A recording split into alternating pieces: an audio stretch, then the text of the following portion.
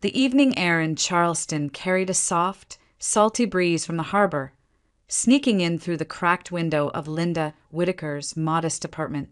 She stood in front of the tall mirror propped against the wall, holding up a navy dress she had ironed twice to be sure no wrinkle remained.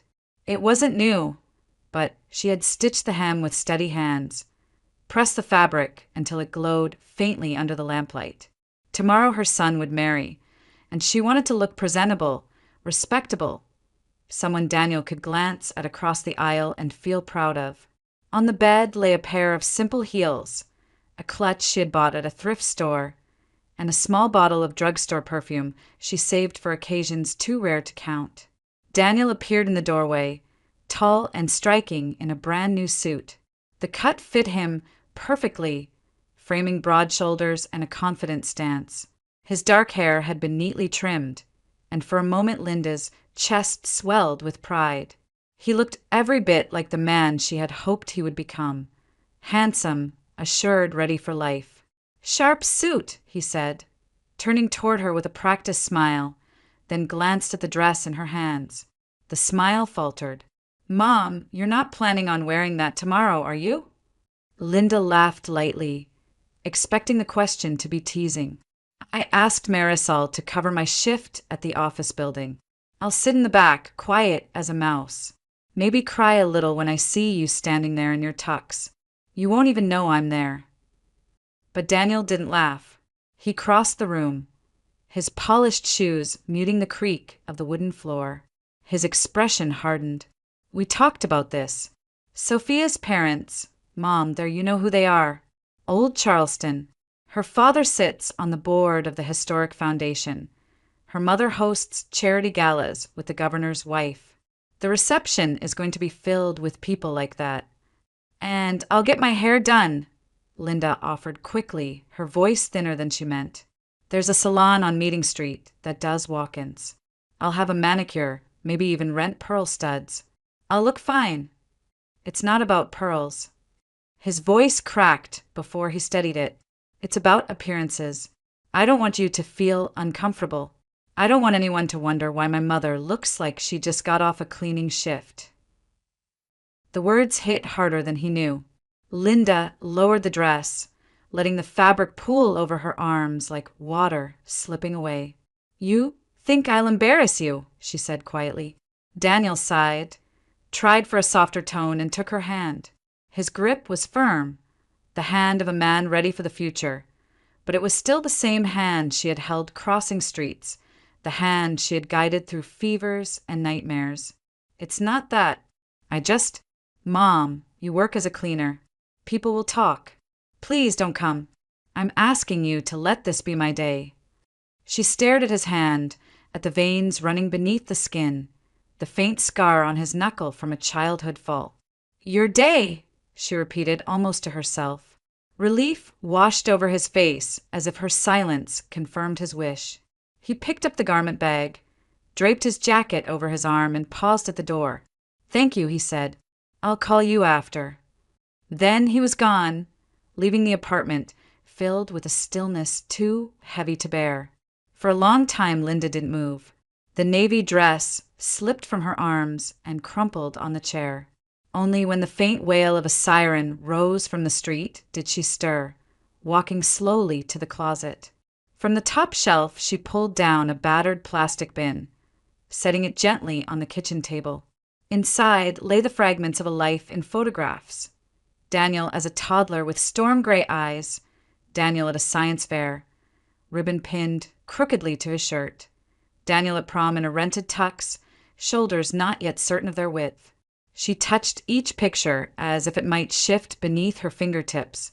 The tears came then, not loud but steady, like rain finding its rhythm against a window pane. She pressed the photographs to her chest, her heart aching with both pride and grief. Tomorrow her son would take vows, step into a new life, and she, his mother, would not be allowed to witness it. Linda lowered her head, the lamplight soft on her hair, and let the tears fall. The photographs blurred, but she held them anyway because they were the only proof that all those years, all those sacrifices had been real. Long before Charleston's salt air and quiet streets became the backdrop of her life, Linda Whitaker's story began in the shadows of loss. She was barely 2 when her mother disappeared for good, rights terminated by a family court after too many nights of neglect, too many reports filed by neighbors who had heard the cries of a child left alone.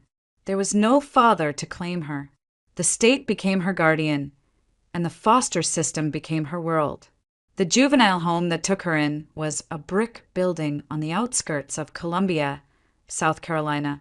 It looked sturdy from the outside, with a playground in the yard and tidy curtains in the windows. But inside it was another story.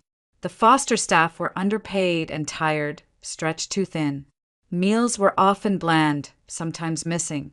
Older children ruled the hallways with sharp elbows and sharper tongues, and discipline came not with kindness but with shouted orders and the occasional slap.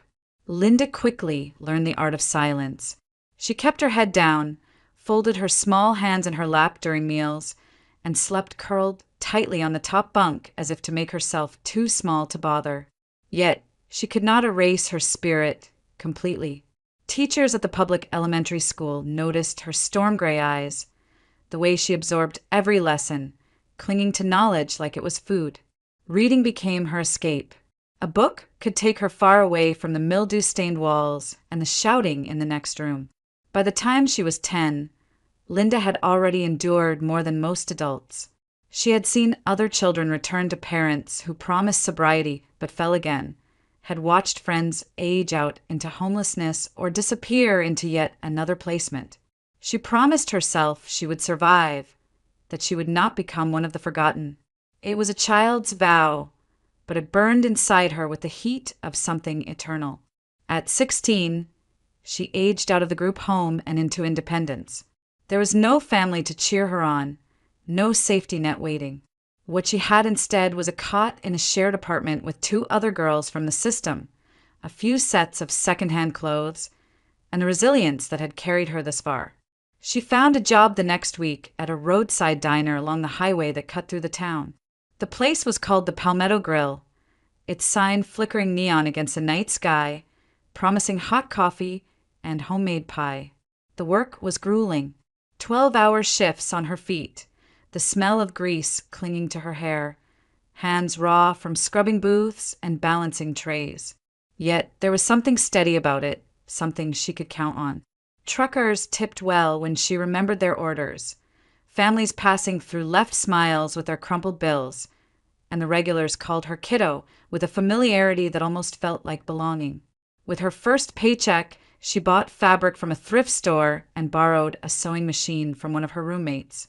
She took apart her worn dresses and restitched them, transforming scraps into clothes that looked fresh and fashionable. It was a skill born of necessity, but also of pride. In a world that often handed her cast-offs, she learned how to make something new. Life in that small rented room was far from easy. The radiator clanked in winter, but gave little heat. Summers were sweltering, a fan turning sluggishly in the window. Bills were split to the last cent, and sometimes she went to bed hungry. Still, Linda carried herself with quiet dignity. She believed in mornings, that each one might bring a chance at something better. She had no illusions that the world owed her kindness, but she held tight to the belief that she could carve out her own place within it. And though she would not have said it aloud, not to anyone, she longed for someone to see her not as a foster kid, not as a waitress in a grease-stained apron, but simply as a girl worth loving. That hope, fragile as it was, kept her alive. And soon, it would carry her into the encounter that would change everything. The Palmetto Grill was busy that Saturday morning, the kind of day when tourists stopped off the highway and truckers ordered stacks of pancakes with endless refills of coffee. Linda moved quickly between tables, balancing plates on her arm, smiling just enough to keep tips generous. She was tired but steady until the moment she tripped near the corner booth.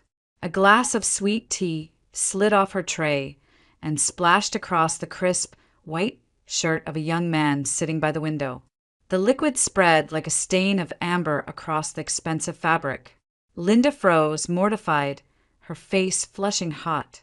"Oh my God, I'm so sorry," she stammered, reaching for napkins. The man looked down, then up at her, and instead of anger, his expression carried amusement. He took the napkins from her trembling hand and dabbed at his shirt. "Relax," he said gently, his voice calm, rich. "It's just tea. I'll survive."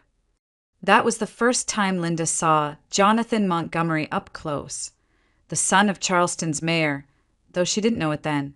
He had a presence that filled the space around him, tall, broad-shouldered, with steady gray eyes that seemed both serious and teasing at once. He introduced himself simply as John. She was still shaking when he smiled at her. "Do me a favor, though," he added. "Bring me another glass. I think I spilled this one." She laughed, nerves dissolving, and something shifted in the air between them. Over the next weeks, John returned to the diner often, always choosing her section. Sometimes he came alone, sometimes with classmates from the College of Charleston, but he always left her a generous tip and a look that lingered just a second too long. Eventually, he asked if she'd like to take a walk after her shift. That walk turned into another and another. By summer, they were inseparable. John drove her to Myrtle Beach in his old Jeep, music blasting, hair whipping in the salty wind. They built bonfires with friends, swam at midnight under stars so bright they seemed alive. With him, Linda felt like she had been pulled into a world she had only glimpsed through the windows of the homes she cleaned. A world of promise, laughter, and freedom.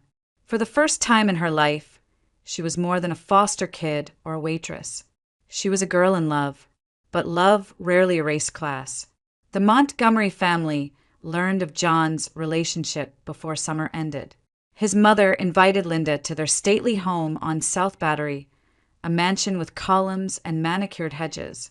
Linda arrived with trembling hands, dressed in the nicest dress she owned, her heart full of cautious hope.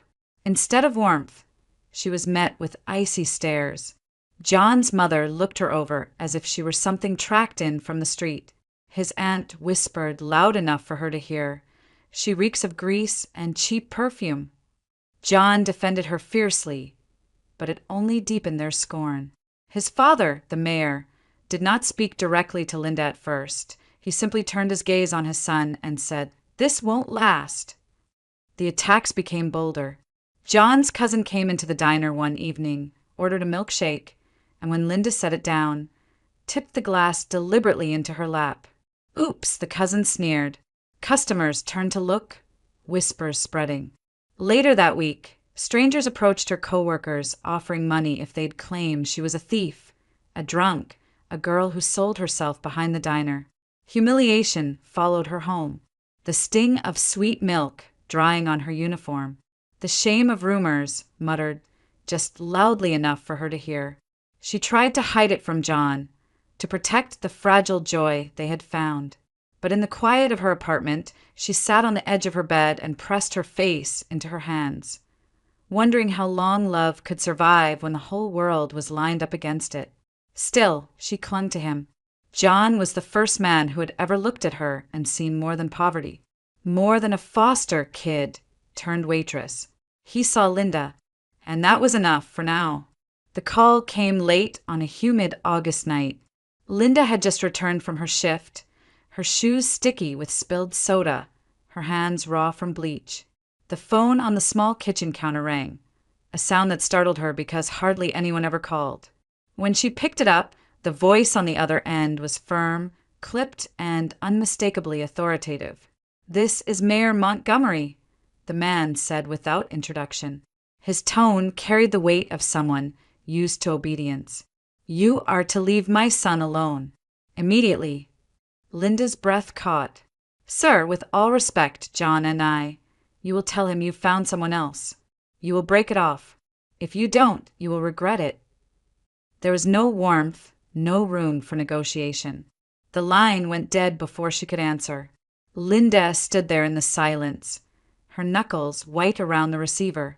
Her heart pounded, not with fear for herself, but for John. She couldn't bear to lose him, not when he was the only light in her life. She told herself that love this true couldn't be broken by threats. but the threats had already set things in motion. Within weeks, John was accepted into a student exchange program overseas. London. It was everything he had dreamed of, an opportunity that could shape his future. He held Linda close the night before he left, promising he'd write, promising nothing could come between them. She clung to him with everything she had, swallowing her dread, burying the memory of his father's voice in the pit of her stomach. When he boarded the plane, she told herself it was only for a year. She told herself he'd come back. But the mayor had other plans. Not long after John left, Linda's world collapsed. One busy evening at the diner, her boss, a man named Stan who usually barked orders more than he spoke, stormed out of the back office, holding a ledger in his hand. His face was red, his voice sharp enough to turn every head in the room. "Linda, you've been skimming money," he accused, waving the ledger. "Thousands missing from the register over the last month, and it all points to you." Linda's mouth fell open. "That's impossible. I never." But her protest was cut off by the arrival of two uniformed police officers. It was as if they had been waiting for the signal. They handcuffed her in front of customers, ignoring her cries, ignoring the tears that blurred her vision. At the station, she was booked, fingerprinted, photographed under a harsh light. She kept insisting there was a mistake, but no one listened. Within a week, she found herself in a courtroom, seated beside a weary public defender who barely looked at her. The prosecutor spoke with polished confidence, presenting ledger entries, falsified receipts, and testimony from Stan himself, who claimed he had caught her pocketing cash. Linda tried to explain, her voice breaking, but the judge cut her off. The public defender mumbled objections, too weak to matter. The entire trial lasted less than 2 days.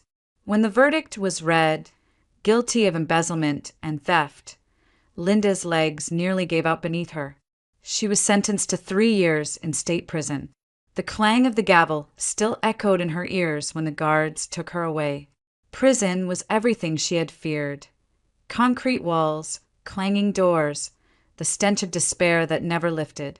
She kept her head down, did her assigned work, avoided the fights that sometimes broke out in the yard. She told herself she just had to survive.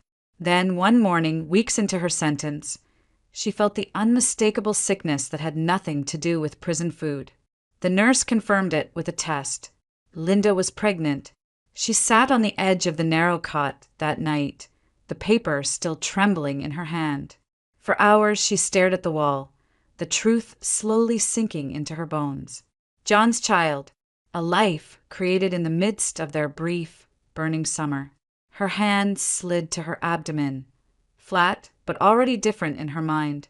Tears streamed silently down her cheeks as she whispered to the life growing inside her. "It's just you and me now," she said, her voice cracking with both fear and promise. "I'll keep you safe. Somehow I'll keep you safe." In that cell, surrounded by bars and shadows, Linda made the only vow she could to endure. For her child, for their future, even if the rest of the world wanted her broken. She would not give them the satisfaction. Linda was released after serving only 18 months, credited for good behavior. She walked out of the prison gates, carrying nothing but a plastic bag of belongings and a heart that beat for more than just herself. Inside her, life was stirring stronger every day. She was 5 months pregnant when the world opened again, and the fear of survival was matched only by the fragile hope of motherhood. The pregnancy tethered her to reality in a way no parole officer could. She went to every checkup, rode buses across town to clinics where Medicaid covered the basics, and listened as nurses reminded her that stress could harm the baby. She nodded, but inside she carried a storm. Nights were long in her tiny rented room above a laundromat, where the smell of detergent clung to the air and the pipes rattled like chains. She kept one hand on her stomach, whispering promises to a child who could not yet hear them. When Daniel was born on a rainy spring morning, she cried harder than he did. He had his father's dark hair and her storm-gray eyes, wide and questioning. Holding him in the thin hospital blanket, She felt the weight of both curse and blessing. No family came to visit. No flowers appeared on the windowsill. Just a nurse who gently touched her shoulder and said, "You'll be okay." She was but just barely. Raising a son as a single mother with a record was a sentence of its own. Employers turned her away once they saw the box checked, yes, on applications. Still, she found ways. She scrubbed offices at night, pushing heavy vacuums across endless floors, her body aching, but her spirit refusing to yield. She cleaned houses in neighborhoods that looked like John's, grand porches, manicured lawns, slipping in and out like a ghost. On weekends, she washed cars at a friend's garage, the cold water numbing her hands. And at night, when Daniel slept, she pulled out the old sewing machine she had borrowed years ago, stitching pillowcases and dresses for extra cash. Each job alone was not enough, but together they kept a roof over their heads and food on the table. Linda grew accustomed to exhaustion, her shoulders stiff, her fingers raw. Yet when Daniel reached for her with chubby arms, babbling her name, every ache was forgotten. He was her purpose, her redemption. But love given without limit can bend into something else. Linda shielded Daniel from the world's harshness too well. She made sure he never felt hunger, even if it meant she skipped meals. She bought him toys she couldn't afford, telling herself it was worth the overtime. She hid her weariness, laughing off her cracked heels and sore back. To him, she was simply mom, always there, always capable, always giving. By the time he reached middle school, Daniel carried himself with a quiet entitlement. He asked for new sneakers and expected them to appear. He complained when dinner wasn't exactly what he wanted. When teachers praised him, he accepted it as his due. He never thought to ask how his mother managed to pay for field trips or why her hands trembled when she counted change at the counter. Neighbors whispered about Linda, the ex-con cleaning lady, and though most kept their distance, she ignored them. All that mattered was Daniel. She convinced herself that if he could have what she never did, safety, comfort, the freedom to dream, then every judgmental stare, every ache in her bones would be worth it. At night, after he fell asleep, she sometimes sat alone at the table with bills spread out before her, the numbers refusing to stretch as far as she needed. She rubbed her temples and reminded herself, one more shift, one more month, one more sacrifice. Then she would peek into his room, watch the slow rise and fall of his chest, and believe it was enough. Linda knew, deep down, that Daniel didn't see the cost of her devotion. He couldn't. He was too young, too protected, too used to the comfort she fought to create. He didn't realize how much of her life had been spent bent over mop handles, hunched behind sewing machines, whispering reassurances to herself in dark rooms. But she accepted it. That was the bargain she had struck the day she carried him out of the hospital, her suffering in exchange for his chance. She would bear the weight, and he would never know how heavy it was. The morning of the wedding dawned hot and bright, Charleston's air heavy with magnolia and salt. Linda Whitaker woke before sunrise, her heart restless after a night of broken sleep. Daniel's words still echoed in her head. "Don't come, Mom. Please don't come." But the more she replayed them, the more she knew she couldn't obey. She had raised him, fought for him, given him everything she had. She would not sit in a dark apartment while her only child vowed his life away. From the back of her dresser, she pulled out the wooden box where she kept her savings. It wasn't much. Tips folded carefully over years, spare change collected in jars, the modest cushion she had built through stubborn sacrifice. Today it would be spent on herself for the first time in decades. By 9 a.m., she was seated in a salon chair on Meeting Street. The stylist, a young woman with tattoos of roses along her arm, ran fingers through Linda's hair. "You want elegance," she guessed, something timeless. Linda nodded, nervous. "I don't want to look out of place." "You won't," the stylist promised. By the time she was done, Linda hardly recognized herself in the mirror. Her silver blonde hair had been swept into a soft chignon, her skin glowing with subtle makeup that erased years of exhaustion. A dress she had bought on consignment, a sapphire blue gown with a neckline that suggested quiet dignity. Fit like it had been waiting for this day. She slipped into low heels and small pearl earrings, and when she stepped out onto the street, even strangers turned their heads. The wedding was held at a grand historic venue downtown, a mansion-turned ballroom where crystal chandeliers hung from ceilings painted with gold trim. Guests in silk and tailored suits spilled across the lawn, laughing, sipping champagne. Luxury cars lined the street, photographers circled, and music from a string quartet floated in the air. When Linda walked through the doors, a ripple of surprise moved across the room. She carried herself with quiet grace, shoulders straight, chin lifted. Men glanced twice, women whispered to each other, and for once the whispers did not sting. She was radiant, almost unrecognizable. Daniel spotted her just as the ceremony ended. His face drained of color. For a moment, he simply stared, as though unsure if the elegant woman near the back row was truly his mother. Then panic flickered in his eyes. He cut through the crowd, forcing a smile at guests as he pulled Linda aside, his grip urgent on her arm. "Mom," he hissed, voice low, "what are you doing here? I asked you not to come." "I came to see my son get married," Linda answered calmly. "You don't understand. People will ask questions. They'll find out about your job, your past." He glanced around nervously, terrified that someone might overhear. "Why couldn't you just stay home?" Linda held his gaze, her storm gray eyes steady. "Because I've stayed home long enough." Before Daniel could argue, Sophia approached, her wedding gown flowing like ivory waves, her cheeks flushed with joy. She beamed when she saw Linda. "Mrs. Whittaker, you look stunning!" she exclaimed, taking her hand warmly. "I've been hoping to meet you. My parents would love for you to join us at the reception." Daniel stammered, trying to interject, but Sophia squeezed Linda's hand. "Please come celebrate with us. Your family." For a heartbeat, Linda felt the walls around her crack. The kindness in Sophia's eyes was genuine, free of judgment, free of the disdain she had expected. She smiled softly. "Thank you, dear. That means more than you know." Daniel's jaw tightened, but he couldn't contradict his bride in front of so many watching eyes.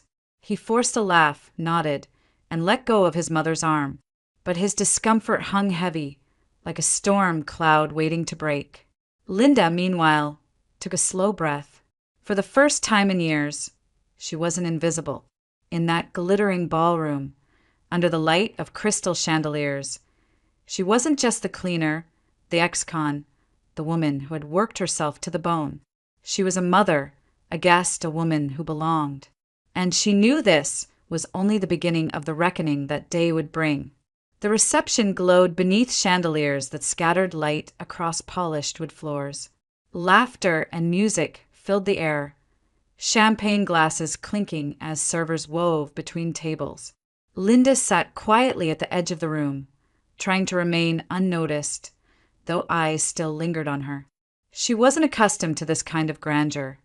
Linen-covered tables, plated entrees that looked more like art than food. But she carried herself with composure, her sapphire gown lending her a dignity she hadn't felt in years. When it came time for parents to speak, a master of ceremonies announced her name. "Mrs. Whittaker, mother of the groom. Would you like to offer a blessing?" The words startled her. She hadn't prepared anything, hadn't expected to be included at all. Daniel shifted uneasily in his chair, as though bracing for disaster. But Sophia clapped her hands encouragingly, her smile bright. Guests turned toward Linda, waiting. Her steps to the stage were measured, her palms damp against the smooth silk of her dress. She took the microphone with a steady breath. For a moment, silence hung, heavy and expectant. Then she spoke. "My son," she began, her voice soft but carrying, "is the greatest gift I was ever given. I raised him the best I could, with the hope that one day he'd stand where he is now, ready to build a life with the woman he loves. To Daniel and Sophia, my prayer is simple. May you be kind to one another in every season. May you hold fast even when storms come. And may your love be greater than pride. Her words were not polished, but they rang with sincerity. The room stilled, and when she lowered the microphone, the applause rose like a tide, warm, genuine, filling the hall. For a moment, Linda felt something she hadn't in decades: respect. As she stepped down from the small stage, someone moved into her path. A tall man in a tailored suit, silver threading his dark hair, gray eyes that pierced straight into her. Her breath caught. "Linda," he said softly, disbelieving. "It's really you." Her heart stumbled. "John." Jonathan Montgomery smiled, though his expression trembled with emotion. "I never thought I'd see you here. My God, you look the same. Stronger, maybe. Even more beautiful." Linda could barely find her voice. "What are you doing here?" "I'm a business partner of Sophia's father," John explained as words rushed, as if afraid time might cut them short. "I didn't know you'd be here. When I saw you on that stage," he shook his head, eyes bright with something like grief. "Linda, I have to tell you the truth. All those years ago, when I left for London, my father told me you'd run off with someone else. That you'd left me. He said it to my face, and I believed him, or at least I thought I had to. I tried to find you, but everyone swore you were gone." Her throat tightened. "I never left you. They took everything from me, John.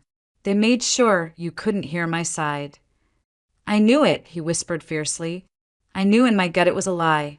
Linda, I've never stopped thinking about you. Not once. Even through my marriage, which failed. Even through the years. You've never left me." Her eyes burned, her heart torn open by the sudden flood of memory and regret. She should have hated him for believing the lies, for leaving her alone in the storm. But all she felt was the ache of what might have been. Let's talk of sorrow tonight," she said, her voice trembling. "This is a wedding. Let's dance." John's hand found hers, warm and steady. He led her to the dance floor, where the band played a slow waltz.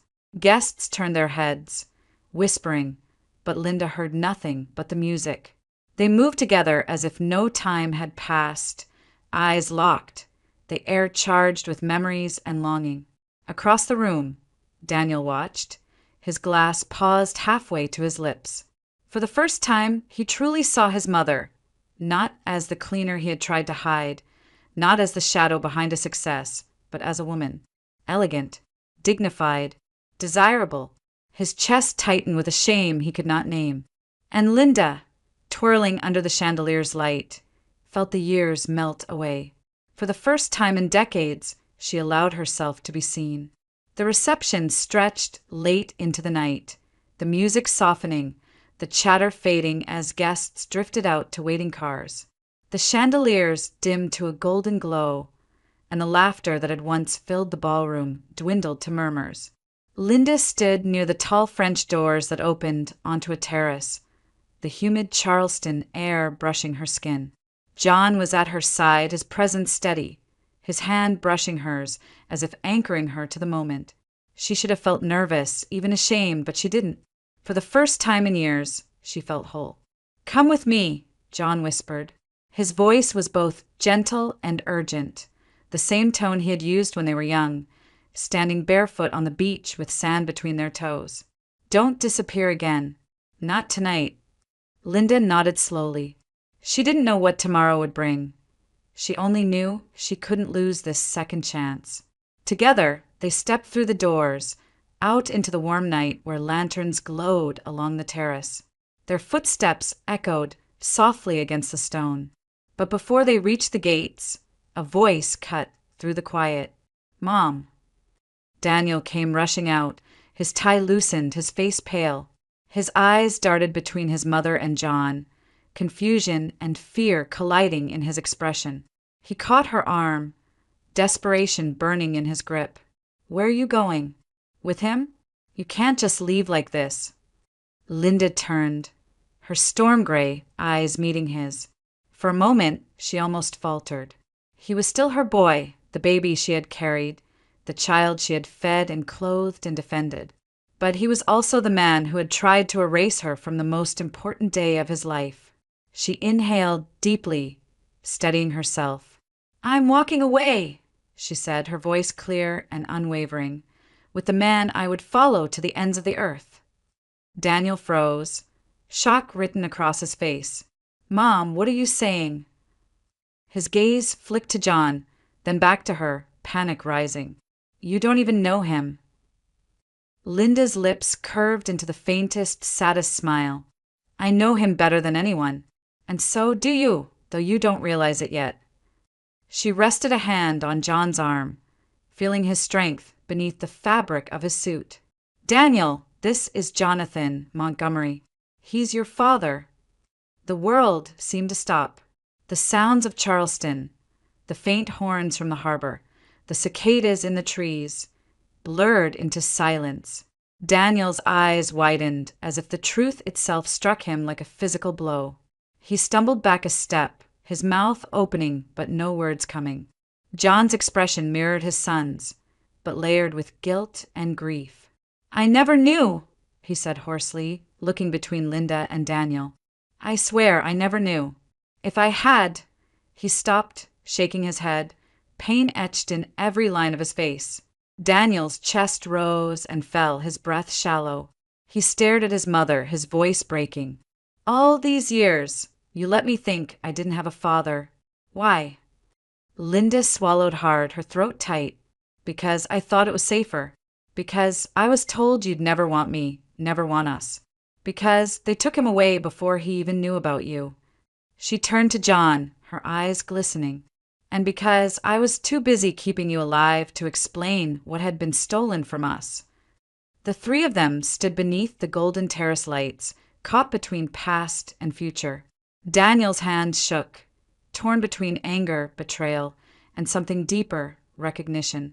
John reached forward, as if to close the impossible distance, but stopped just short, waiting. Linda looked at her son and then at the man beside her. She knew the road ahead would not be simple. Secrets, this heavy left scars. But in that moment, under the Charleston night sky, something shifted. It wasn't forgiveness, not yet. It wasn't resolution. But it was the beginning of a conversation long overdue. And for the first time, Linda felt that perhaps her story, fractured and battered though it was, had not ended in tragedy after all. It had only reached the moment where truth finally stepped into the light,